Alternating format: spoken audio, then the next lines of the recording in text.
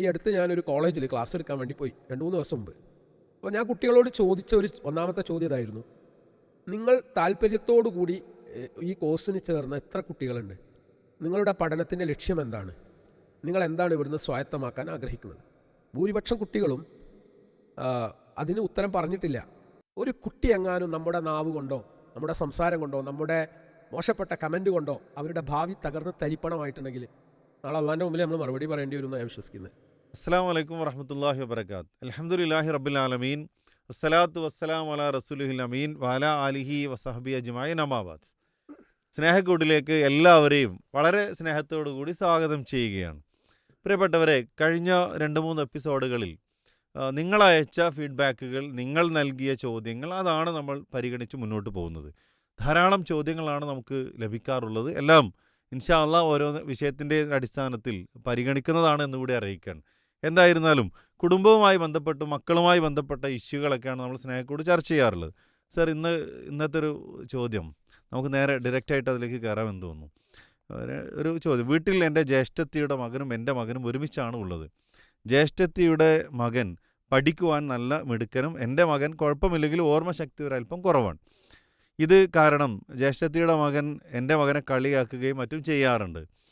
അത് ഇവന് വിഷമം ഉണ്ടാക്കുന്നു. എൻ്റെ മകൻ കുട്ടികളെ നോക്കാനും കെയർ ചെയ്യാനും പ്രത്യേക കഴിവുണ്ട്. അതാകട്ടെ മറ്റേ കുട്ടി കുറവാണ്. അവൻ നല്ലോണം പഠിക്കും, ഇവൻ അത്ര പഠിക്കില്ല എന്ന ധാരണ വെച്ചുകൊണ്ട് നല്ലോണം ഇവനെ കളിയാക്കുന്നുണ്ട്. എന്താണ് പരിഹാരം എന്നാണ് ഈ സഹോദരി ചോദിച്ചില്ല. ബിസ്മില്ലാ.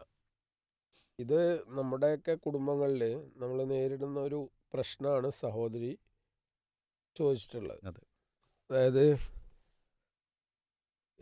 നമ്മൾ മനസ്സിലാക്കിയ ഒരു കാര്യം, എല്ലാ വിഷയങ്ങളിലും A+ കരസ്ഥമാക്കുക, എല്ലാ വിഷയവും നന്നായി പഠിക്കുക, അങ്ങനെയുള്ള ആളുകൾ മാത്രമാണ് മികവുള്ളവർ, സൂപ്പർ സ്റ്റാർസ്. ഇതാണ് നമ്മുടെ ഒരു മിഥ്യാധാരണ. എന്നാൽ നമ്മൾ മനസ്സിലാക്കേണ്ടത്, ഹവാർഡ് ഗാർഡനറുടെ ക്രൈറ്റീരിയ പ്രകാരം മനുഷ്യൻ്റെ ബുദ്ധിശക്തി വർഗീകരിക്കപ്പെട്ടിട്ടുണ്ട്.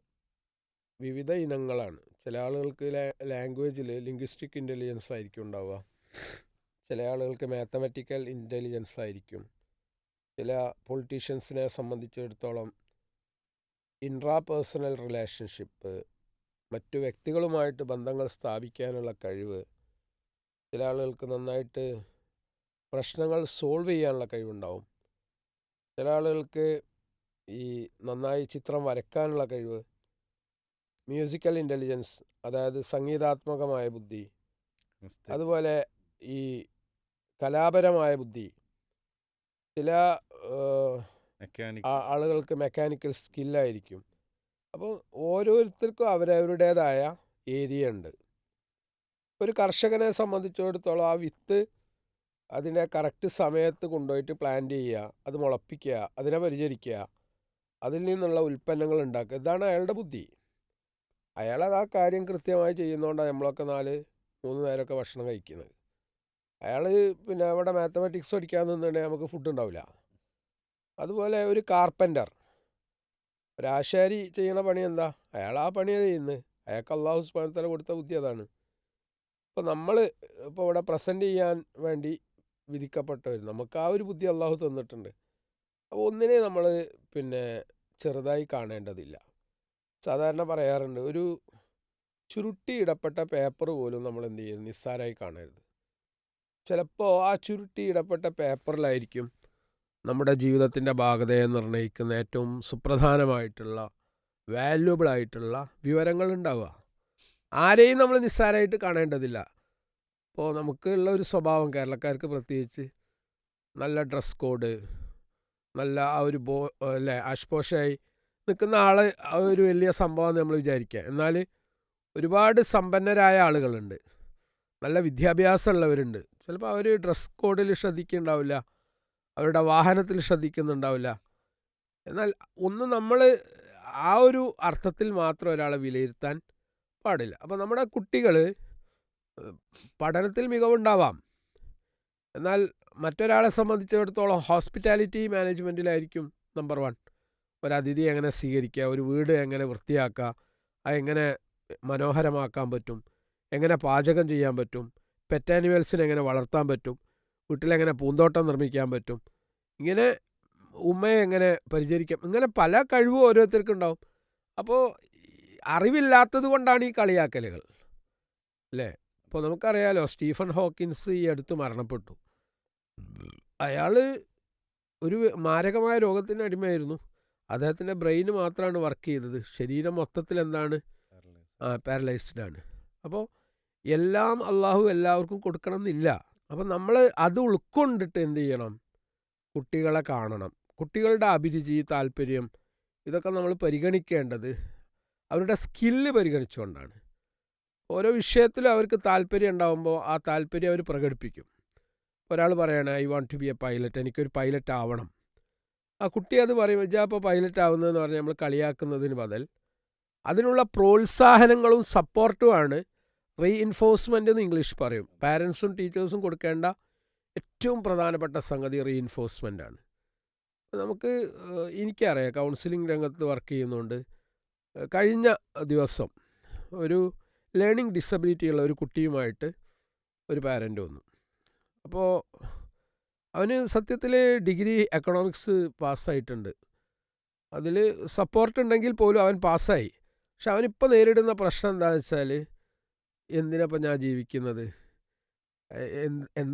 എന്താ എനിക്ക് കഴിവ്, എല്ലാവർക്കും ഞാനൊരു അതായത് അൺവാണ്ടഡ് ആയിട്ടുള്ള അനാവശ്യമായിട്ടുള്ള കുറേ ആങ്സൈറ്റീസ്, ഇൻഫീരിയോറിറ്റി കോംപ്ലക്സ്, അപകർഷതാബോധം, ചിലപ്പോൾ കുട്ടികളിൽ നിന്നുള്ള കളിയാക്കലുകൾ, ഇതൊക്കെ നേരിടുന്നത് കൊണ്ട് അവൻ്റെ ആത്മവിശ്വാസം പറ്റെ കുറഞ്ഞു പോയിട്ടുണ്ട്. അപ്പോൾ നമ്മൾ മനസ്സിലാക്കേണ്ടത്, എല്ലാവരെയും ഒരുപോലെ അല്ല അള്ളാഹു സൃഷ്ടിച്ചത്. ഇന്ന സയ്യക്കും ലക്ഷത്താന്ന് പറഞ്ഞ പോലെ വൈവിധ്യമാർന്ന പരിശ്രമങ്ങളാണ്. അപ്പോൾ നമ്മൾ ആളുകൾക്കൊക്കെ അവരവരുടേതായിട്ടുള്ള ഇടങ്ങളുണ്ട് എന്ന് നമ്മൾ അംഗീകരിച്ചു കൊടുക്കണം. പഠിപ്പുള്ളവർ മാത്രം നമ്മൾ ആദരിച്ചാൽ പോലെ, പഠിപ്പില്ലാത്തവരെയും നമ്മൾ റെസ്പെക്റ്റ് ചെയ്യണം. കാരണം ഇവിടെ ഒരു ബിരിയാണി നമുക്ക് ഉണ്ടാക്കി തരണമെങ്കിൽ കുക്കുമാർ വേണം. ആ കുക്കിംഗ് ചെയ്യുന്ന ആൾ ഒരുപാട് ചൂടും പുകയും എടുത്തിട്ടാണ് ആ ഭക്ഷണം പാചകം ചെയ്യുന്നത്. മനോഹരമായിട്ട് അയാൾ ആ സ്കില്ലുള്ളത് കൊണ്ടാണ് ഏറ്റവും മനോഹരമായിട്ട് കുക്ക് ചെയ്യുന്നത്. അപ്പോൾ അദ്ദേഹത്തിൻ്റെ സ്കില്ല് കുക്കിങ്ങിലാണ്. അല്ലേ? നമ്മുടെ ഉമ്മ നമുക്ക് പാചകം ചെയ്യുന്നു, നമ്മുടെ വീട് ഏറ്റവും മനോഹരമായിട്ട് മാനേജ് ചെയ്യുന്നു. അപ്പോൾ അവരുടെ പാഠവും അതാണ്. അത് നമ്മളൊരിക്കലും എന്ത് ചെയ്തു വില കുറച്ച് കാണിക്കാൻ പാടില്ല. അപ്പോൾ നമ്മുടെ മക്കൾക്കും ആ ഒരു സ്ഥാനം എന്ന് പഠിപ്പിച്ചു കൊടുക്കേണ്ട ഉത്തരവാദിത്തം പാരൻസായ നമുക്കുണ്ട്. നമ്മുടെ വിദ്യാഭ്യാസ സിസ്റ്റത്തിൻ്റെ വലിയൊരു പോരായ്മ ഷമീം സാറേ എനിക്ക് തോന്നിയത്, ജീവിതം എന്താണ്, ജീവിത ലക്ഷ്യം എന്താണ് എന്ന് പോലും കുട്ടിയൊക്കെ അറിയില്ല. ഈ അടുത്ത് ഞാനൊരു കോളേജിൽ ക്ലാസ് എടുക്കാൻ വേണ്ടി പോയി 2-3 ദിവസം മുമ്പ്. അപ്പോൾ ഞാൻ കുട്ടികളോട് ചോദിച്ച ഒന്നാമത്തെ ചോദ്യം ഇതായിരുന്നു, നിങ്ങൾ താല്പര്യത്തോടു കൂടി ഈ കോഴ്സിന് ചേർന്ന എത്ര കുട്ടികളുണ്ട്, നിങ്ങളുടെ പഠനത്തിൻ്റെ ലക്ഷ്യം എന്താണ്, നിങ്ങൾ എന്താണ് ഇവിടുന്ന് സ്വായത്തമാക്കാൻ ആഗ്രഹിക്കുന്നത്? ഭൂരിപക്ഷം കുട്ടികളും അതിന് ഉത്തരം പറഞ്ഞിട്ടില്ല. അതായത് പാരൻസിന് ലക്ഷ്യബോധം ഉണ്ടാവാം, പാരൻസ് അവരെ ഹയർ എഡ്യൂക്കേഷന് വേണ്ടി കലാലയങ്ങളിൽ, കോളേജുകളിൽ കൊണ്ടുപോയി ആക്കുന്നുണ്ട്. പക്ഷേ പഠിക്കുന്ന കുട്ടികൾക്ക് എന്തില്ല, എന്താണ് ചെയ്യുന്നത്, എന്താ പഠിക്കുന്നത്, ആർക്ക് വേണ്ടിയാണ്, അൾട്ടിമേറ്റ് എയിം എന്താണ്?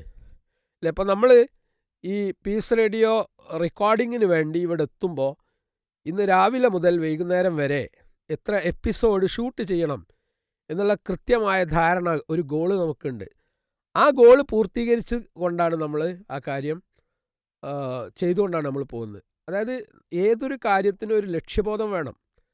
ആ ലക്ഷ്യബോധം ഉണ്ടായിട്ടില്ലെങ്കിൽ എന്താണ്, നമുക്ക് അച്ചീവ്മെൻ്റ് ഉണ്ടാവില്ല. അപ്പോൾ ഗോൾ സെറ്റ് ചെയ്യുന്നതിൻ്റെ ഇമ്പോർട്ടൻസ് എന്താണ്, അത് ഏത് മേഖലയിലും. അല്ലെ, ഒരു കച്ചവടം ചെയ്യുകയാണെങ്കിൽ നിങ്ങൾ ശ്രദ്ധിച്ചിട്ടുണ്ടാവും, നമ്മൾ സാധാരണ കോഴിക്കോടൊക്കെ പോകുമ്പോൾ നമുക്ക് ട്രാഫിക് ബ്ലോക്ക് ഉണ്ടാകുമ്പോൾ അവിടെ ചില പ്രോഡക്റ്റുകൾ വിൽക്കാൻ വേണ്ടിയിട്ട് ചില ആളുകൾ വരും. എത്ര സമർത്ഥമായിട്ടാണ് അവർ ആ ഒരു മിനിറ്റിൻ്റെ ഉള്ളിൽ അല്ലെങ്കിൽ 2 മിനിറ്റിൻ്റെ ഉള്ളിൽ അവരുടെ പ്രോഡക്റ്റ് മനോഹരമായിട്ട് വിപണനം നടത്തുന്നത്. That is called to be a skill. അപ്പോൾ അങ്ങനെയുള്ള സ്കില്ല് നമ്മുടെ കുട്ടികൾക്കുണ്ട്. അത് റീഇൻഫോഴ്സ് ചെയ്യുന്നതിൽ, അത് പ്രചോദിപ്പിക്കുന്നതിൽ, അത് വളർത്തുന്നതിൽ പാരൻസിനും അതുപോലെ തന്നെ ഈ ടീച്ചേഴ്സിനും റോളുണ്ട്. കുട്ടികളെ കുറ്റപ്പെടുത്തി സൈഡ് ലൈൻ ചെയ്യുന്നതിന് ബദലായിട്ട് അവരിൽ അന്തർലീനമായ കഴിവ് എന്താണ്, അതാണ് നമ്മൾ സ്ക്രൂട്ടിനൈസ് ചെയ്യേണ്ടത്. ഇപ്പോൾ എന്നെ ഇഷ്ടപ്പെടുത്തിയ ഒരു അധ്യാപകനുണ്ട്, ഒരു ഹയർ സെക്കൻഡറി സ്കൂളിലെ പ്രിൻസിപ്പൽ. അദ്ദേഹം അഡ്മിഷൻ സമയത്ത് എല്ലാ കുട്ടികളുടെയും ഡീറ്റെയിൽസ് അദ്ദേഹത്തിൻ്റെ സ്വകാര്യ ഡയറിയിൽ എഴുതുകയാണ്. എന്നിട്ട് അത് പിന്നെ ഫോളോ അപ്പ് നടത്തുകയാണ്. അപ്പോൾ ആ കുട്ടി എന്തെല്ലാം ടാലൻസ് ആണ്, ആപ്റ്റിറ്റ്യൂഡാണ് ആ കുട്ടിക്കുള്ളത് എന്ന് കൃത്യമായ ഒരു ഇവാലുവേഷൻ നടത്തിയിട്ടാണ് സാറ് മുന്നോട്ട് പോകുന്നത്. സ്വാഭാവികമായിട്ട് 2 വർഷം +2 കഴിയുന്നതോടുകൂടി ആ കുട്ടിക്ക് കറക്റ്റായിട്ടുള്ള ഒരു ഗൈഡൻസും സപ്പോർട്ടും ഒരു ദിശാബോധവും നൽകാൻ അധ്യാപകന് സാധിക്കുന്നുണ്ട്.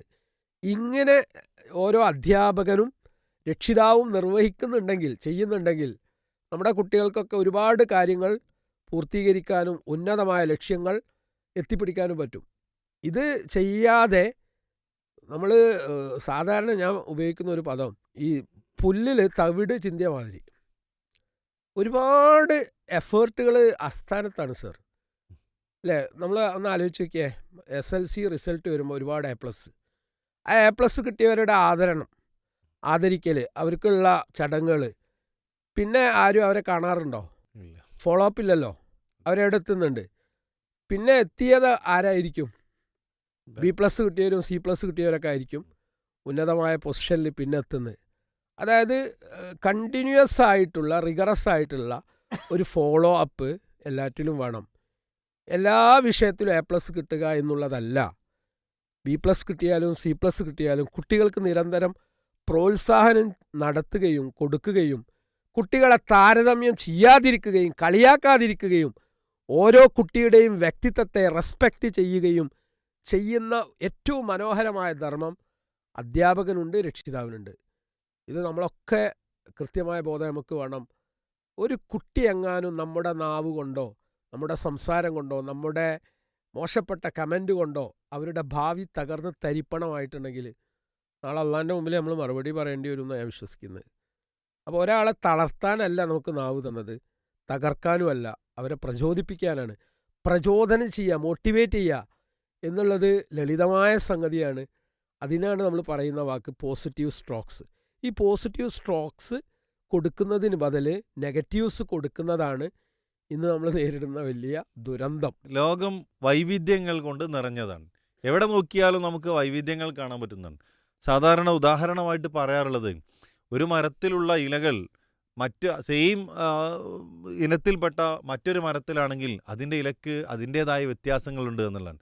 ഒരു മൃഗത്തിൻ്റെ ശരീരത്തിലുള്ള ഒരു രോമം എന്ന് പറയുന്നത് മറ്റൊരു മൃഗത്തിൻ്റെ ശരീരത്തിലില്ല എന്നുള്ളതാണ്. ഈവൻ ഒരു കടുവയുടെ ശരീരത്തിലുള്ള രോമമല്ല മറ്റൊരു കടുവയുടെ രോമത്തിലുള്ളത്. അത്രമാത്രം വൈവിധ്യങ്ങൾ കൊണ്ടാണ് സർവശക്തനായ നാഥൻ ഈ ലോകത്തിനെ സൃഷ്ടിച്ചിട്ടുള്ളതെന്നാണ്. ആ ഒരർത്ഥത്തിൽ മനുഷ്യരെല്ലാവരും അവർക്കൊക്കെ ഇടയിൽ വ്യത്യസ്തമായ കഴിവുകളുണ്ടാവും, ശേഷികളുണ്ടാവും, കുറവുകളുണ്ടാവും, അറിവിൻ്റെയും വിജ്ഞാനത്തിൻ്റെയും അത് കരസ്ഥമാക്കേണ്ടതിൻ്റെ തോതുകളൊക്കെ വ്യത്യസ്തമാവുന്നുള്ളതാണ്. അപ്പം അതുകൊണ്ട് സ്വന്തം മക്കൾക്കിടയിൽ പോലും ഒരു പക്ഷേ നന്നായി ക്ലാസ് റൂമുകളിൽ പഠിക്കുകയും അല്ലെങ്കിൽ അക്കാഡമിക്കലി ഉയർച്ചയിൽ നിൽക്കുന്ന മക്കളുണ്ടെങ്കിൽ അതേ രക്ഷിതാക്കൾക്ക് തന്നെ ഒരു പക്ഷേ പഠനത്തിൽ വളരെ പിന്നോക്കം നിൽക്കുന്ന മക്കളെ നമുക്ക് കാണാൻ സാധിക്കാറുണ്ടെന്നുള്ളതാണ്. ഇവിടെ ഒരു ചോദ്യമായി നമുക്ക് ലഭിച്ചത്, ജ്യേഷ്ഠത്തിയുടെ മകൻ നന്നായി പഠിക്കുന്നു, എൻ്റെ മോൻ നന്നായി പഠിക്കണില്ല. പക്ഷെ അവിടെ ഒരു ക്വാളിറ്റി സർ പറയുന്നുണ്ട്. ആ ക്വാളിറ്റി എന്ന് പറഞ്ഞാൽ വീട്ടിലെ മറ്റു കുട്ടികളെ നോക്കാൻ ഇവൻ വളരെയധികം നമ്മളവിടെ പ്രചോദനം കൊടുക്കേണ്ട, റീഇൻഫോഴ്സ് ചെയ്യേണ്ടത് എല്ലാവരിലും പ്ലസ് ഉണ്ട് മൈനസ് ഉണ്ട്. ഈ പ്ലസ്സിനെ നമ്മൾ ഹൈലൈറ്റ് ചെയ്യുക, മൈനസിനെ നമ്മൾ ഇഗ്നോർ ചെയ്യുക.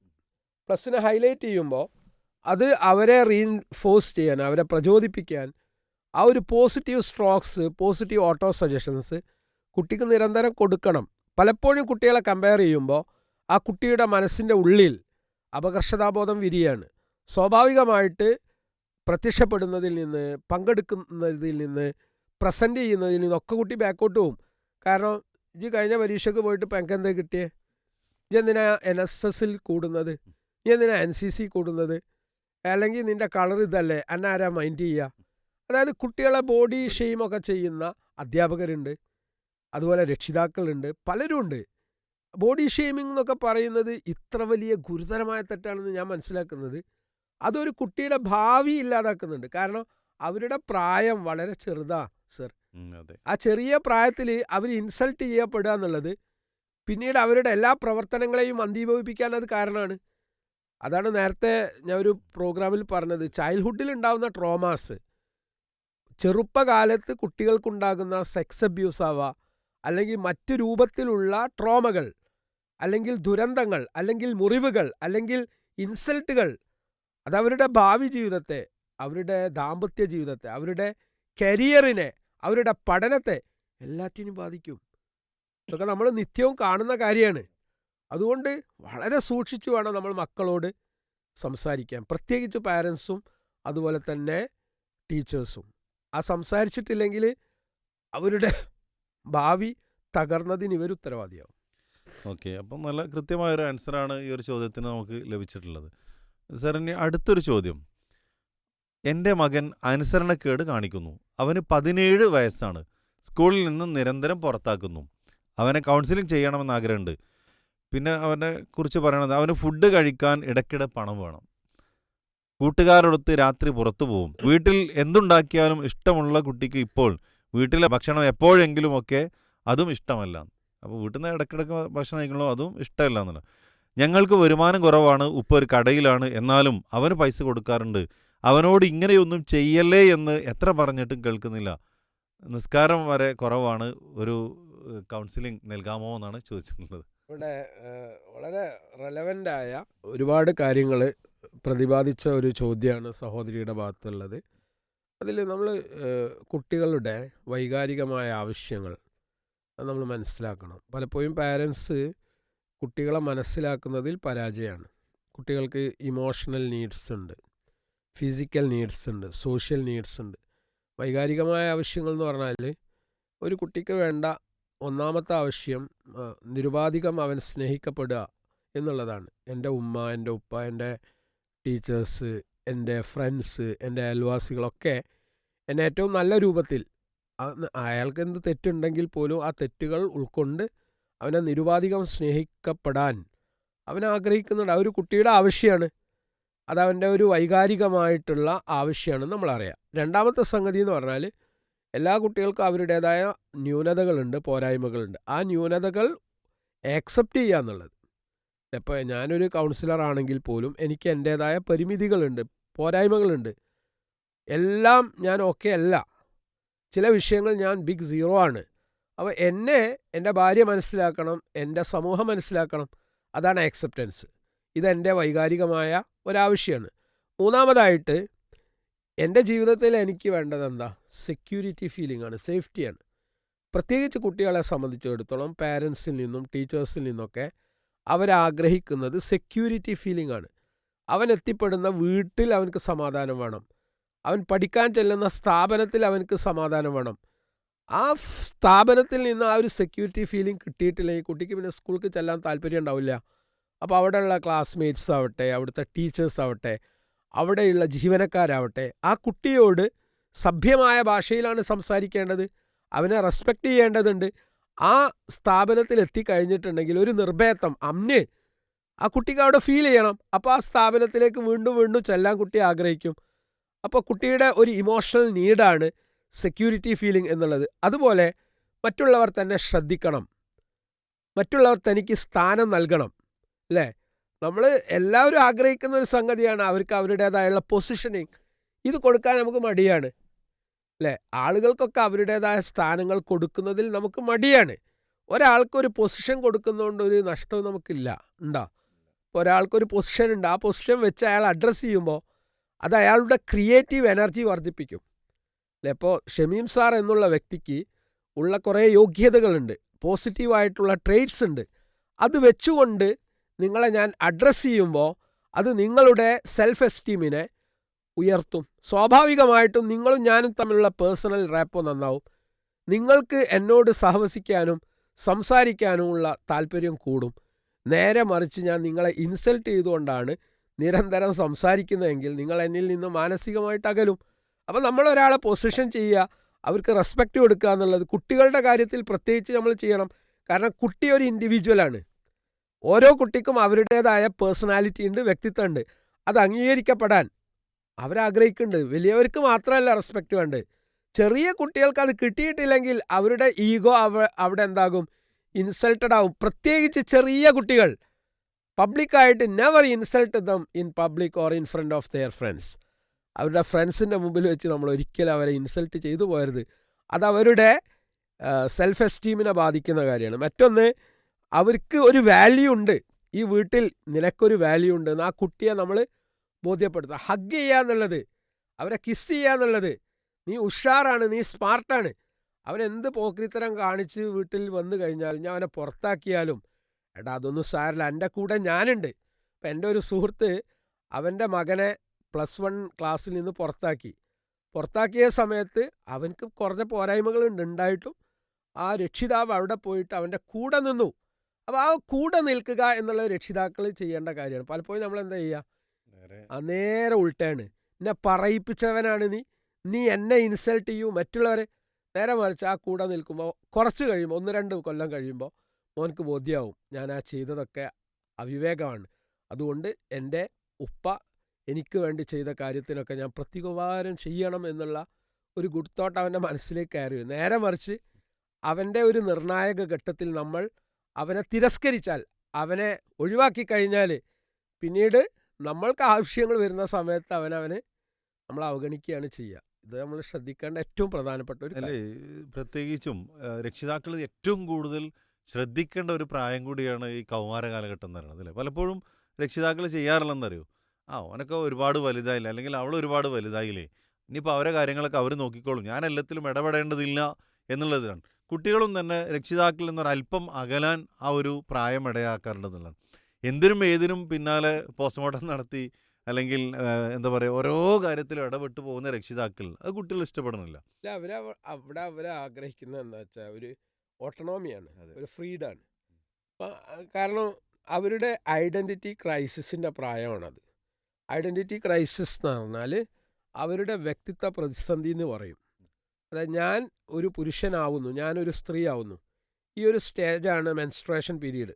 അല്ലെങ്കിൽ കുട്ടികളെ സംബന്ധിച്ചിടത്തോളം പുരുഷ ഹോർമോൺ പ്രൊഡ്യൂസ് ചെയ്യുന്ന പക്വത എത്തുന്ന ആ ഒരു പ്രായം. ആ സമയത്ത് മീശ മുളക്കുന്നു, സ്വരത്തിൽ മാറ്റം സംഭവിക്കുന്നു, സ്കലനുണ്ടാവുന്നു. പെൺകുട്ടികളെ സംബന്ധിച്ചിടത്തോളം അവരുടെ മെൻസ്ട്രേഷൻ ആരംഭിക്കുന്നു. ഇതൊക്കെ അവരിൽ ഒരുപാട് വ്യത്യാസങ്ങൾ ഉണ്ടാക്കുന്നു, ബയോളജിക്കൽ ചേഞ്ചസ്, അല്ലേ? ജീവശാസ്ത്രപരമായ മാറ്റം. സ്വാഭാവികമായിട്ട് അവരൊരു സംഘർഷാവസ്ഥയിലാണ്. കാരണം വലിയ കുട്ടിയായിട്ടുണ്ടാവും, പക്ഷേ പക്വത വന്നിട്ടുണ്ടാവില്ല. സ്വാഭാവികമായിട്ട് ഒരു ചെറിയ കുട്ടിയുടെ റോൾ അവർ അഭിനയിക്കാൻ ചെന്നാൽ ഇത്ര വലിപ്പല്ലടാജി എന്ന് പറഞ്ഞിട്ട് അവിടുന്ന് ചാടും. ഇനി വേറെ എവിടെയെങ്കിലും ചോദിച്ചിട്ടുണ്ടെങ്കിൽ ഒരു കുട്ടിയല്ല എന്ന് പറഞ്ഞിട്ട് ഇങ്ങോട്ടും താഴ്ത്തും. ഇപ്പോൾ രണ്ടിൻ്റെ ഇൻ ബിറ്റ്വീൻ ആയിട്ട് ഒരു മാറുകയാണ്. സ്വാഭാവികമായിട്ട് ഞാൻ വലുതാണോ ചെറുതാണോ എന്നുള്ള സംശയത്തിൽ കുട്ടികൾ എത്തിപ്പെടുകയാണ്. അതായത് സമൂഹം അവരെ അംഗീകരിക്കുന്നില്ല. ഈ അംഗീകരിക്കപ്പെടാത്തതിൻ്റെ, തിരസ്കരണത്തിൻ്റെ ഒരു ടെൻഷൻ, ഒരു എജിറ്റേറ്റഡ് മൂഡ് അവരുടെ എല്ലാറ്റിലും ഉണ്ട്. പിന്നെ അവരെടുക്കുന്ന പലതും എടുത്തുചാട്ടായിരിക്കുമല്ലോ. ഇപ്പോൾ സാധാരണഗതിയിൽ ഞാനിപ്പോൾ ഈ അടുത്ത് ഒരു സ്കൂളിൽ ചെന്നപ്പോൾ ഒരു പ്രിൻസിപ്പൽ കുട്ടികളെ നന്നായിട്ട് ഷൗട്ട് ചെയ്യുന്ന ആ രംഗം കണ്ടുകൊണ്ടാണ് ഞാൻ ചെല്ലുന്നത്. സത്യത്തിൽ അവരുടെ പ്രായത്തിൻ്റേതായ കുറേ വൈകല്യങ്ങളാണ് ആ പ്രായത്തിൽ അവർ പ്രകടിപ്പിക്കുന്നത്. പക്ഷേ ഒരു ഡിസിപ്ലിൻ്റെ ഭാഗമായിട്ട് അധ്യാപകന്, പ്രിൻസിപ്പൾക്ക് അത് ചെയ്തേ പറ്റൂ, അല്ലെങ്കിൽ ആ സ്ഥാപനത്തിൽ അച്ചടക്കം ഉണ്ടാവില്ല. അപ്പോൾ ഒരിക്കലും നമുക്ക് പ്രിൻസിപ്പാളെ കുറ്റപ്പെടുത്താനും പറ്റൂല. എന്നാൽ കുട്ടികളെ ഒരു ഭാഗത്ത് നമ്മൾ പരിശോധിക്കുമ്പോൾ സമൂഹത്തിൻ്റെ നേർപ്പതിപ്പാണ് കുട്ടികളും. സമൂഹത്തിൽ നിന്ന് ഒരുപാട് സമ്മർദ്ദങ്ങൾ ആ കുട്ടികളുടെ ചുമലിലുണ്ട്. അവർക്ക് ഇഷ്ടപ്പെടാത്ത വിഷയങ്ങളാണ് ചിലത് അവർ പഠിച്ചുകൊണ്ടിരിക്കുന്നത്. ഈ കുട്ടികൾ തന്നെ നമ്മളോട് ചോദിക്കല്, എന്തിനാ ഇപ്പം ഞാൻ ഈ സൈനും കോഴ്സും ഒക്കെ പഠിച്ചു, വല്ല ഉപകാരം എൻ്റെ ജീവിതത്തിൽ ഉണ്ടായിട്ടുണ്ടോ? അതായത് പ്രാക്ടിക്കലായി ലൈഫ് സ്കിൽസിനെ പ്രചോദിപ്പിക്കുന്ന വിദ്യാഭ്യാസമോ, ഓൺട്രപ്രണർഷിപ്പിനെ, സംരംഭകത്തെ പ്രചോദിപ്പിക്കുന്ന വിദ്യാഭ്യാസം ഒന്നുമല്ല നമ്മൾ കൊടുക്കുന്നത്, അല്ലേ? 12 കൊല്ലവും 15 വർഷം പഠിച്ചിട്ട് പോലും സ്വന്തമായിട്ട് ഒരു 10 രൂപ ഉണ്ടാക്കാനുള്ള അറിവ് നമ്മുടെ കുട്ടികൾക്ക് കിട്ടിയിട്ടില്ലെങ്കിൽ എന്ത് സംഗതി നമ്മൾ ഈ കുട്ടിക്ക് കൊടുക്കണേ? നമ്മളതും ചിന്തിക്കണ്ടേ? കുറേ കാലമായാലും വിദ്യ അഭ്യസിക്കുന്നു. ഇപ്പോൾ നമ്മെപ്പോലെയുള്ള അധ്യാപകർക്കൊക്കെ ഇന്നെനിക്ക് പെൻഷനും നിങ്ങളെപ്പോലുള്ള ആളുകൾക്ക് സാലറിയും തരാൻ വേണ്ടി ലക്ഷക്കണക്കിന് രൂപ സർക്കാർ ചെലവഴിക്കുന്നുണ്ട്, അല്ലേ? പക്ഷേ ഇത്രയൊക്കെ ചെലവഴിച്ചിട്ടും ഗുഡ് ഫോർ നത്തിങ് എന്നുള്ള ആ തസ്തികയിലേക്ക് നീക്കപ്പെടുന്ന എത്ര കുട്ടികളുണ്ട്? അപ്പോൾ അവരുടെ റിസോഴ്സാണ് ഒരു രാജ്യത്തിൻ്റെ മനുഷ്യ വിഭവശേഷി. അത് നമ്മൾ ഉപയോഗപ്പെടുത്തും, അതിന് റിസൾട്ട് വേണ്ടേ? ഇപ്പോൾ മറ്റ് രാജ്യങ്ങളിലൊക്കെ തന്നെ ലേണിംഗ് ആൻഡ് ഏണിംഗ്, പഠനത്തോടൊപ്പം ജോലി എന്നുള്ള ഒരു സംസ്കാരം കൂടി അവർ പഠിപ്പിക്കുന്നുണ്ട്. ആ ഒരു സംസ്കാരത്തിലേക്ക് നമ്മുടെ രാജ്യം വരേണ്ട കാലം എന്നോ അതിക്രമിച്ചിട്ടുണ്ട്. കാരണം ഇത് പഠിക്കാൻ വേണ്ടിയിട്ട് കുട്ടികളെ പറഞ്ഞയക്കുമ്പോൾ ഒരു പഠനം എന്ന് പറയണു. ഇപ്പോൾ പഠനം മുഴുവൻ മൊബൈലിലാണ്. അല്ലേ? ശരിയല്ല സർ? അതെ അതെ തീർച്ചയായും. ഈ ഓൺലൈൻ വിദ്യാഭ്യാസം പഠനം മൊബൈൽ മാറ്റിവെച്ചു എന്നൊക്കെ പറയുമ്പോഴും അധ്യാപകർ അത് പ്രോത്സാഹിപ്പിക്കുന്നില്ലെങ്കിൽ പോലും കുട്ടികൾ ഇന്നും നമ്മളൊക്കെ വീട്ടിൽ കാണുന്ന കുട്ടികൾ ഓൺലൈൻ ആ മോഡിൽ തന്നെ എപ്പോഴും ഉള്ളത്. കാരണം കുട്ടികൾ അതിൽ നിന്ന് പിന്നെ മോചനം പ്രാപിച്ചിട്ടില്ല, അല്ലെങ്കിൽ മൊബൈൽ അവർക്ക് വേണം. പക്ഷേ ഈ കുട്ടികൾ പ്രാക്ടിക്കൽ ലൈഫിൽ അല്ലേ, ഒരു പ്രായം ചെന്ന ഒരു ഉമ്മ രോഗിയായിട്ട് അവിടെ ഉണ്ട്, ഉപ്പ രോഗിയായിട്ടുണ്ട്, അവർക്ക് ഒരു ഗ്ലാസ് ചൂടുവെള്ളം ഉണ്ടാക്കി കൊടുക്കാനുള്ള വിദ്യാഭ്യാസം അവർക്ക് കിട്ടുന്നുണ്ടോ? അല്ലേ? സ്വന്തം വസ്ത്രം അലക്കാനുള്ള വിദ്യാഭ്യാസം അവർക്കുണ്ടോ? അവരുടെ ബെഡ്ഷീറ്റും അവരുടെ കിടപ്പറയും അവർ പെരുമാറുന്ന റൂമും വൃത്തിയാക്കണം എന്നുള്ള ക്ലീൻലിനെസ് അവർക്കുണ്ടോ? ഇതൊക്കെ എവിടുന്നാണ് കിട്ടുന്നത്? നമ്മളൊക്കെ ഈ കുട്ടികളൊക്കെ പഠിപ്പിക്കുന്നുണ്ടല്ലോ, നമ്മുടെ കുട്ടികളോടൊക്കെ സ്വകാര്യമായിട്ട് അത്തരത്തിലുള്ള ഒരു ചോദ്യാവലി കൊടുത്ത് അതൊന്ന് പൂരിപ്പിക്കാൻ പറഞ്ഞാൽ എത്ര കുട്ടികൾക്ക് ജീവിതത്തിൽ എങ്ങനെ വർത്തിക്കണം എന്നുള്ള വിദ്യാഭ്യാസമുണ്ട്, എഡ്യൂക്കേറ്റ്സ് ഉണ്ട്, പെരുമാറ്റ മര്യാദകൾ അറിയുന്നവർ എത്ര പേരുണ്ട്, മൂത്തവരെ ആദരിക്കുന്നവരെത്ര ഉണ്ട്? അല്ലേ? തൻ്റെ ബ്ലഡിലുള്ള, തൻ്റെ രക്തത്തിലുള്ള കുട്ടികളോട്, കുഞ്ഞനിയനോട്, കുഞ്ഞനിയത്തിയോട് വളരെ മൃദുവായി പെരുമാറണം എന്നുള്ള അറിവ് എത്ര കുട്ടികൾക്കുണ്ട്? ഞാനിതൊന്നും കാണുന്നില്ല. ഞാൻ വളരെ ബോധപൂർവമാണ് പറയുന്നത്. എന്നിട്ട് ആ വീട്ടിലെ ജോലികൾ മുഴുവനും ചെയ്യുന്നത് ആരാണ്? രാവിലെ മുതൽ വൈകുന്നേരം വരെ ജോലി ചെയ്യുന്ന ഉമ്മ. ആ ഉമ്മ വേല പേറി പേറി എവിടെ എത്തുകയാണ്? ഈ കുട്ടികളോട് ഒച്ചയിടാൻ വേണ്ടിയിട്ടാണ് അവരുടെ സമയം മുഴുവൻ അവർ ചെലവഴിക്കുന്നത്. നമ്മൾ പഠിപ്പിക്കുന്നത് കെമിസ്ട്രിയും ബയോളജിയും മാത്തമാറ്റിക്സും.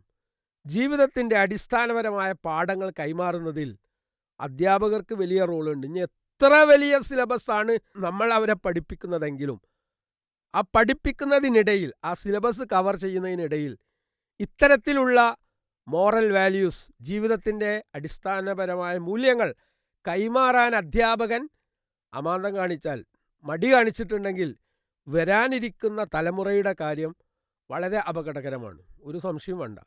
എല്ലാം പിന്നെ ഇൻസ്റ്റൻറ്റ് ഗ്രാറ്റിഫിക്കേഷൻ മോഡിലാണ്. അതേ അവസ്ഥ കുട്ടികൾക്കും വരും. അതുകൊണ്ട് അതൊരു പരിഹാരമാണ്.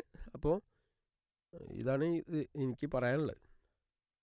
ജീവിതമെന്ന ഒരു സിലബസ് അല്ലേ, അത് സാധാരണ സ്കൂളുകളിലോ അല്ലെങ്കിൽ കലാലയങ്ങളിലോ പഠിക്കാത്ത സിലബസുകൾക്കപ്പുറമുള്ള ഒരു സിലബസ് പഠിച്ചെടുക്കാനും വായിച്ചെടുക്കാനും സാധിച്ചെങ്കിൽ ജീവിതത്തിൽ വിജയിക്കാൻ സാധിക്കൂ എന്നാണ്. അവിടെ സ്വന്തത്തിനെക്കുറിച്ച് അറിയാനും മറ്റുള്ളവരുടെ പ്രയാസങ്ങൾ അറിയാനും സഹജീവികളോടുള്ള പെരുമാറ്റങ്ങൾ അറിയാനും ഒക്കെ സാധിക്കുമ്പോഴാണ് ജീവിതം സാർത്ഥകമാകുന്നത് എന്ന് നമ്മൾ മനസ്സിലാക്കുക. ഇവിടെ നോക്കൂ, ജീവിതത്തിൽ കൗമാര കാലഘട്ടം എന്നത് അതിന് പല ടേമുകൾ പല കാലങ്ങളിലായി ഓരോ കാലഘട്ടത്തിലും പറയാറുണ്ട്. അഡോളസൻസ്, ടീനേജ്, ഗാങ് ഏജ്, ഇപ്പോൾ ബഡീസ്, അതുപോലെ തന്നെ എന്താ പറയുക ചങ്കുകൾ എന്നൊക്കെ പറഞ്ഞുകൊണ്ട് കുട്ടികൾ പരസ്പരം. ആ ഒരു കാലഘട്ടം എന്ന് പറയുന്നത് ഏറെ പിരിമുറുക്കങ്ങളുടെ കാലമാണ്. അതുപോലെ തന്നെ ഏറെ സംഘർഷങ്ങൾ അനുഭവിക്കുന്ന കാലമാണ്. തങ്ങൾക്ക് തങ്ങളുടേതായ ഒരു ഇടം ഒരുക്കുന്നതിൽ കുട്ടികൾ സജീവ ശ്രദ്ധ പുലർത്തുന്ന ഒരു കാലമാണ്. അപ്പോൾ അവിടെ ഏറെ അവരാഗ്രഹിക്കുന്നത് ഒരു തങ്ങൾക്ക് തങ്ങളായി നിലനിൽക്കാൻ വേണ്ട ഒരു സപ്പോർട്ടും അതുപോലെ തന്നെ ശ്രദ്ധയും അവരാവശ്യപ്പെടുന്നൊരു ഫ്രീഡമൊക്കെയാണ്. അത് രക്ഷിതാക്കളും അധ്യാപകരും കണ്ടറിഞ്ഞ് കൊടുക്കാൻ സന്നദ്ധരായാൽ സ്വാഭാവികമായിട്ടും അവരെ നമുക്ക് നമ്മുടെ കൂടെ നിലനിർത്താൻ സാധിക്കുമെന്നാണ്. അവിടെ ഒരു തിരസ്കരണത്തിൻ്റെ ഒരു എന്താ പറയുക എതിരിടുന്ന ഒരു അവസ്ഥയാണുള്ളത് എങ്കിൽ സ്വാഭാവികമായിട്ടും വീണ്ടും ആ അകൽച്ച കൂടുകയും തിരിച്ചു കൊണ്ടുവരാൻ പറ്റാത്തൊരു അകൽച്ചയിലേക്ക് അത് എത്തിക്കുമെന്നുള്ളതാണ് പറയാനുള്ളത്. കഴിഞ്ഞ ദിവസം ഞാൻ പഠിപ്പിച്ച എൻ്റെ ഒരു വിദ്യാർത്ഥിനി എന്നെ വിളിച്ചു. അവർ ഗൾഫിലെ ഒരു സ്കൂളിൽ അധ്യാപികയാണ്. അപ്പോൾ സാറേ ഞാൻ നാളെ പോവാണ്, ഇന്ന് പോവാണ്. അപ്പോൾ എനിക്ക് സാറോടൊരു കാര്യം പറയാനുണ്ട്. എൻ്റെ ഒരു സ്റ്റുഡൻറ്റ്, അവൾ 10ാം ക്ലാസ്സിലാണ്. She needs counselling. അവൾക്കൊരു പ്രശ്നമുണ്ട്. ഒന്ന്, അവൾക്ക് 2-3 വർഷങ്ങൾക്ക് മുമ്പ് സ്കൂളിലുള്ള ഒരു ജീവനക്കാരനിൽ നിന്ന് മോശപ്പെട്ട ഒരു ബാഡ് എക്സ്പീരിയൻസ് സംവാട്ട് ഉണ്ടായി. ആ ഒരു പ്രശ്നമുണ്ടായ സമയത്ത് ആ കുട്ടിയുടെ സപ്പോർട്ടീവായി നിന്നത് ഞാനാണ്. ഈവൻ സ്കൂളിലുള്ള അധികാരികൾ പോലും ഒരർത്ഥത്തിൽ ആ ജീവനക്കാരൻ്റെ കൂടെ നിന്നപ്പോൾ ഞാൻ മാത്രമാണ് ആ കുട്ടിയുടെ കൂടെ നിന്നത്. അതായത് ഒരു കുട്ടിയെ കുട്ടിയുടെ ആംഗിളിൽ സപ്പോർട്ടീവായി നിൽക്കുക, സംസാരിക്കുക എന്നുള്ളത് ഒരു ഡിസൈറബിൾ ചേഞ്ച്, ഒരു ഗുണപരമായ മാറ്റം ആ കുട്ടിയിൽ ഉണ്ടാക്കാൻ അത്യന്താപേക്ഷിതമാണ്. ഇന്ന് ഉമ്മമാരും ഉപ്പമാരും അധ്യാപകരും മനസ്സിലാക്കേണ്ടത് നമ്മുടെ പ്രായത്തിലല്ല കുട്ടികളുള്ളത്. കുട്ടികൾ ഒക്കെ എന്താണ്, ന്യൂ ജനറേഷനാണല്ലോ, ആൽഫ സ്റ്റേജിലുള്ളവരാണ്. അപ്പോൾ അവർ ടെക്നോളജിയിലാണ് വളർന്നത്, ടെക്നോളജിയിലാണ് അവരുടെ എല്ലാം. അവരോട് നമ്മൾ ഇങ്ങനെ മണിക്കൂറുകൾ സംസാരിക്കേണ്ട ആവശ്യമൊന്നുമില്ല. കാരണം നമ്മൾ പറയുന്നതിന് മുമ്പ് തന്നെ എന്താണ് നമ്മൾ പറയാൻ പോകുന്നത് ഒരു മിനിറ്റ് കൊണ്ട് അല്ലെങ്കിൽ 30 സെക്കൻഡ് കൊണ്ട് അവർക്ക് മനസ്സിലാവും. അതാണ് നമ്മൾ നീട്ടി പരത്തി പറയുന്നത്. ഞാനും നിങ്ങളൊക്കെ ഇപ്പം അങ്ങനെ സംസാരിക്കുന്നത്.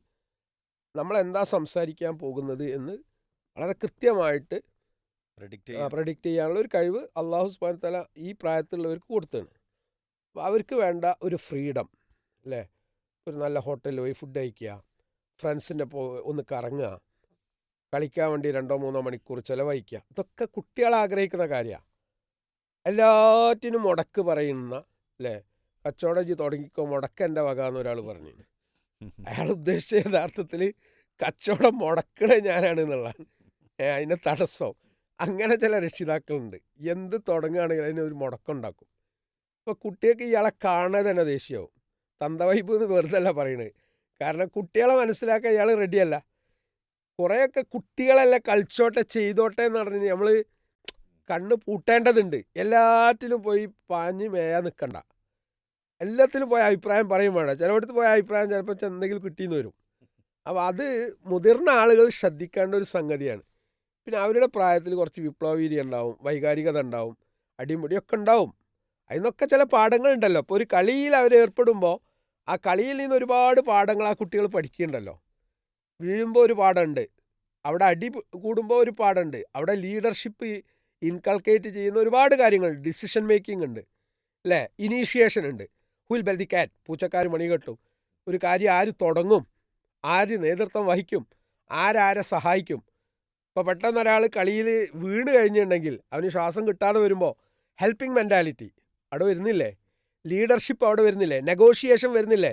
രണ്ട് ടീം തമ്മിൽ ഫൈറ്റ് വരുമ്പോൾ നെഗോഷിയേഷൻ സ്കിൽസ് വർക്കൗട്ട് ചെയ്യുന്നുണ്ട്. അപ്പോൾ ഒരു പേഴ്സണാലിറ്റി എന്ന് പറഞ്ഞാൽ പല സ്കില്ലുകളും ഒത്തുകൂടിയതാണ്. ഇപ്പോൾ മരം കയറുന്ന സമയത്തും അവിടെ ഒരു സ്കില്ലുണ്ടല്ലോ, വീഴുമ്പോഴും സ്കില്ലുണ്ട് അല്ലേ. അപ്പോൾ ഏത് രംഗത്തെയും ഏത് പ്രതിസന്ധികളെയും ഓവർകം ചെയ്യാൻ പറ്റുന്ന രൂപത്തിലുള്ള ഒരു ഗ്രോത്ത് മൈൻഡ് സെറ്റ് കുട്ടികൾക്ക് ഉണ്ടാവണമെങ്കിൽ പാരൻസ് അതിനെക്കുറിച്ച് അവെയർഡ് ആവണം. അപ്പോൾ ഓരോ കളിയാക്കല്ലേ നമ്മൾ വേണ്ടത്, കുട്ടികളുടെ ഇമോഷണൽ നീഡ്സ് എന്താണെന്നുള്ളത് നമ്മൾ മനസ്സിലാക്കണം. അതിനനുസരിച്ച് നമ്മൾ സപ്പോർട്ട് ചെയ്യണം. ചിലപ്പോൾ സാമ്പത്തികമായിട്ട് നമുക്ക് സഹായിക്കാൻ പറ്റില്ല, അപ്പോൾ അവരോട് പറയാം നിൻ്റെ കാര്യം നീ നോക്കണം, ഇനിയിപ്പോൾ എനിക്കൊന്നും പറ്റൂല, നീ വേണമെങ്കിൽ 1-2 മണിക്കൂർ ഇന്ന ജോലിക്ക് പോയിക്കോ. അപ്പോൾ ആ ഒരു ജോലി സംസ്കാരം കുട്ടികൾ പഠിക്കും. ഒരു 2 മണിക്കൂർ ഒരു മൊബൈൽ ഷോപ്പിലോ അല്ലെങ്കിൽ ഏതെങ്കിലും ഒരു ഷോപ്പിലോ നിന്നിട്ടുണ്ടെങ്കിൽ, അല്ലെങ്കിൽ ഒരു കാറ്ററിംഗ് ജോബിന്, അതൊന്നും നമ്മൾ അഭിമാനം തോന്നിയിട്ട് വിടാതിരിക്കരുത് അല്ലേ. ഒരു വജ്ര വിൽപ്പനക്കാരനായ ഒരു വലിയ വ്യാപാരി തൻ്റെ മകനെ എറണാകുളത്തേക്ക് പറഞ്ഞേക്കുന്നത് എന്തിനാ, ഒരു ഹോട്ടലിൽ വെയിറ്ററുടെ ജോലിയാണ് എടുക്കുന്നത്. കാരണം അതൊരു എക്സ്പീരിയൻസ് ആണ്. അപ്പോൾ നമ്മൾക്ക് ഇപ്പോൾ ഒരു മീൻ വാങ്ങാൻ വേണ്ടിയിട്ട് ഇപ്പോൾ ഡിഗ്രിക്ക് പഠിക്കുന്ന ഒരു കുട്ടി പോയിട്ടുണ്ടെങ്കിൽ അതൊരു സംഭവമാണ്. നമുക്കെന്തോ ഒരു അപകർഷതാബോധമാണ് മീൻ വാങ്ങുക അല്ലെങ്കിൽ അങ്ങനെ ഒരു കീസ് വാങ്ങി പിടിക്കുക എന്നൊക്കെ പറഞ്ഞ്. ആ ഒരു അൺവാണ്ടഡായ എന്താണ് അതിന് പറയാൻ എനിക്കറിയില്ല, അതിൽ നിന്നൊക്കെ നമ്മൾ മോചനം തേടിയിട്ട് റിയൽ ലൈഫിൽ നിന്ന് റിയൽ ലൈഫിലേക്ക് നമ്മൾ വരേണ്ട സമയം അതിക്രമിച്ചിട്ടുണ്ട്. സ്റ്റാർക്ക് റിയാലിറ്റീസ് ഓഫ് ലൈഫ് എന്ന് പറയും, ജീവിതത്തിൻ്റെ പച്ചയായ യാഥാർത്ഥ്യങ്ങൾ അല്ലേ. ഇപ്പോൾ നമ്മളുള്ള കാര്യം പറഞ്ഞാൽ മതി, എന്തിനാണ് അമിതമായ പൊടിപ്പും തങ്ങലും, അതൊക്കെ ആളുകൾക്ക് ഈ ജാടകളൊക്കെ വേഗം മനസ്സിലാവില്ലേ. അപ്പോൾ പാരൻസും അതുപോലെ തന്നെ ടീച്ചേഴ്സും അങ്ങനെയുള്ളൊരു സ്റ്റാറ്റസിലേക്ക് വന്നിട്ടുണ്ടെങ്കിൽ ഇത്തരത്തിലുള്ള പ്രശ്നങ്ങളൊക്കെ ഡീൽ ചെയ്യാൻ പറ്റും എന്നാണ് എനിക്ക് തോന്നുന്നത്. 2 ചോദ്യങ്ങളാണ് സർ നമ്മളിന്ന് എടുത്തത്. വളരെ കുട്ടികളെ വളർത്തുന്ന രക്ഷിതാക്കൾ, അധ്യാപകർ, അവർക്കൊക്കെ ഉപകരിക്കുന്ന രൂപത്തിലുള്ള കാര്യങ്ങളാണ് നമ്മൾ ചർച്ച ചെയ്തത്. കൗമാര കാലഘട്ടം എന്ന് പറയുന്നത് ഒരു പ്രത്യേക പരിഗണനയും പരിചരണത്തിൻ്റെയൊക്കെ കാലഘട്ടമാണ്. ആ അർത്ഥത്തിൽ അവരോട് ഇടപഴകിയിട്ട് മുന്നോട്ട് കൊണ്ടുവരാൻ നമുക്ക് സാധിക്കണം. അതിൽ അടിവര ഇടേണ്ട ഒരു സംഗതി, 15 മുതൽ 18 വയസ്സ് വരെ SSLC കഴിഞ്ഞതിന് ശേഷമുള്ള ആ സ്റ്റേജ് ഉണ്ടല്ലോ, 3 വർഷം, വളരെ ക്രൂഷ്യലായ ഏജാണ്. അവിടെയാണ് ഒരു പാരൻറ്റിൻ്റെ റോള് ഏറ്റവും ഇമ്പോർട്ടൻറ്റ്. കാരണം ഒരു കുട്ടി SSLCക്ക് ശേഷമാണ് +2-നിടയിലാണ് വഴി തെറ്റാനുള്ള സാധ്യത വളരെ കൂടുതൽ. നിങ്ങൾ ശരിക്കും നിരീക്ഷണം നടത്തി നോക്കൊണ്ടു. എല്ലാ ബാഡ് ഗ്യാങ്ങിലേക്കും, മോശപ്പെട്ട ലഹരിയിലേക്കും, എല്ലാ വൃത്തികേടുകളിലേക്കും കുട്ടികൾ ആപതിക്കാനുള്ള ചാൻസുകൾ ഏറ്റവും കൂടുതലുള്ളത് ആ ഏജിലാണ്. അപ്പോൾ ആ സമയത്ത് നമ്മൾ കരുതുക, ഒരു ഫ്രണ്ട്ലി അറ്റ്മോസ്ഫിയർ ആൻഡ് അപ്രോച്ച് കുട്ടികളോട് സ്വീകരിക്കണം. പ്രത്യേകിച്ച് അവരോട് പരുഷമായിട്ട് നമ്മൾ പെരുമാറാതിരിക്കുക. അവരെ നമ്മൾ കേട്ടുകൊടുക്കുക. Be a good listener. അവർക്ക് ഒരുപാട് കാര്യം നമ്മളോട് ഷെയർ ചെയ്യാനുണ്ടാവും. ആ ഷെയർ ചെയ്യുമ്പോൾ ഒരുപാട് അബദ്ധങ്ങളുണ്ടാവും. ആ അബദ്ധങ്ങൾ കേൾക്കുമ്പോൾ അവരെ കളിയാക്കാതെ അവരുടെ കൂടെ നിൽക്കാൻ, അവരെ തിരുത്താൻ, അവരെ ഒരു നല്ല ലിസണറായിട്ട് കേൾക്കാൻ നമുക്ക് പറ്റിയാൽ എല്ലാം കുട്ടികളും നമ്മളോട് പറയും. അപ്പോൾ അവർക്ക് വേണ്ടത് അങ്ങനെയുള്ള രക്ഷിതാക്കളെയാണ്. അല്ലെങ്കിൽ അവരൊന്നും നമ്മളോട് പറയില്ല. ഇപ്പോൾ FIR ഒക്കെ അവർ വന്ന് പറയുമ്പോൾ അതിൻ്റെ 2 വശങ്ങളും പറഞ്ഞു കൊടുക്കുക. എന്നിട്ട് പിന്നെ അവർ തീരുമാനം എടുക്കും. അല്ലാതെ ഒരു കാര്യത്തിൽ അവരെ നിർബന്ധിക്കരുത്. ഏതെങ്കിലും ഒരു തെറ്റ് എപ്പോഴെങ്കിലുമൊക്കെ സംഭവിച്ചിട്ടുണ്ടെങ്കിൽ അതിനെ ചൊല്ലി നിരന്തരം വേട്ടയാടുക.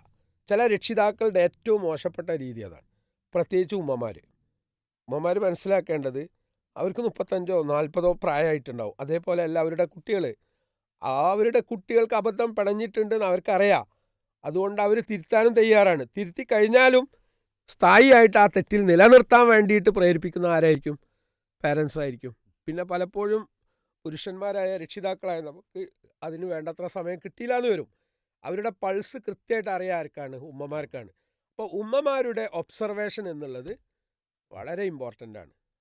കണ്ണുകൾ വേണം ഇരുപുറം എപ്പോഴും, ഉൾക്കണ്ണ് വേണം അണയാത്ത കണ്ണ് എന്ന് പറഞ്ഞത് നമുക്ക് നമ്മളെക്കുറിച്ചുള്ള ഒരു വിഷൻ, നമ്മുടെ മക്കളെക്കുറിച്ചുള്ള ഒരു വിഷൻ, നമ്മുടെ പരിസരത്തിനെ കുറിച്ചുള്ള ഒരു വിഷൻ, അത് വേണം അല്ലേ? ആ കണ്ണുകൾ, ഈ 2 കണ്ണുകളല്ല, അതിനപ്പുറമുള്ള ഒരു ഉൾക്കണ്ണുണ്ടെങ്കിൽ നമ്മുടെ മക്കളെയൊക്കെ നമ്മുടെ കൂടെ കൂട്ടാനും നമ്മുടെ പരിസരങ്ങളൊക്കെ നല്ലതാക്കി മാറ്റാനൊക്കെ നമുക്ക് സാധിക്കും. ആ രൂപത്തിൽ നമ്മുടെ കുടുംബത്തെ അള്ളാഹു സംരക്ഷണവും സുരക്ഷിതത്വമൊക്കെ നൽകി അനുഗ്രഹിക്കുമാറാവട്ടെ. നമ്മുടെ മക്കളെ ഏറ്റവും നല്ല സാലിഹ്യങ്ങളായ മക്കളായിട്ട് അള്ളാഹു നമുക്ക് ഇഹലോകത്തും പരലോകത്തും ഉപകരിക്കുന്ന മക്കളായിട്ട് അള്ളാഹു നിലനിർത്തി തരട്ടെ. ഇന്നും ഈ ഒരു ചർച്ചയിൽ പങ്കെടുത്ത് നമുക്ക് വേണ്ട നല്ല മാർഗ്ഗനിർദ്ദേശങ്ങൾ നൽകിയ ബഹുമാന്യനായ സദസ്സറിനുള്ള ഹൃദ്യമായി നന്ദി അറിയിക്കുകയാണ്. നിങ്ങളുടെ അഭിപ്രായങ്ങളും നിർദ്ദേശങ്ങളും വിഷയസംബന്ധമായിട്ടുള്ള കാര്യങ്ങൾ, അതോടൊപ്പം തന്നെ ഇതുപോലെയുള്ള ചോദ്യങ്ങളൊക്കെ ഫീഡ്ബാക്കിലൂടെ നിങ്ങൾക്ക് അയക്കാവുന്നതാണ്. ഇൻഷാ അള്ളാഹ് അതൊക്കെ പരിഗണിച്ചുകൊണ്ടാണ് പീസ് റേഡിയോ സ്നേഹക്കൂട് മുന്നോട്ട് പോകുന്നത്. ഇനിയും കൂടുതൽ കാര്യങ്ങളൊക്കെ പഠിച്ച് അവതരിപ്പിക്കാനുള്ള തൗഫീഖ് അള്ളാഹു നമുക്ക് നൽകുമാറാവട്ടെ എന്ന് പ്രാർത്ഥിക്കുന്നു. നമ്മുടെ കുടുംബങ്ങളിൽ അള്ളാഹു ഖൈറും ബർക്കത്തും ചൊരിയുമാറാവട്ടെ. പീസ് റേഡിയോ പ്രവർത്തകർ, അണിയറ പ്രവർത്തകരൊക്കെ നിങ്ങളുടെ പ്രാർത്ഥന ഉണ്ടാവണമെന്ന് ആവശ്യപ്പെട്ട് അവസാനിപ്പിക്കുകയാണ്. വാഹിർ ദവാന അനിൽ അൽഹംദുലില്ലാഹി റബ്ബിൽ ആലമീൻ. അസ്സലാമു അലൈക്കും വറഹ്മത്തുള്ളാഹി.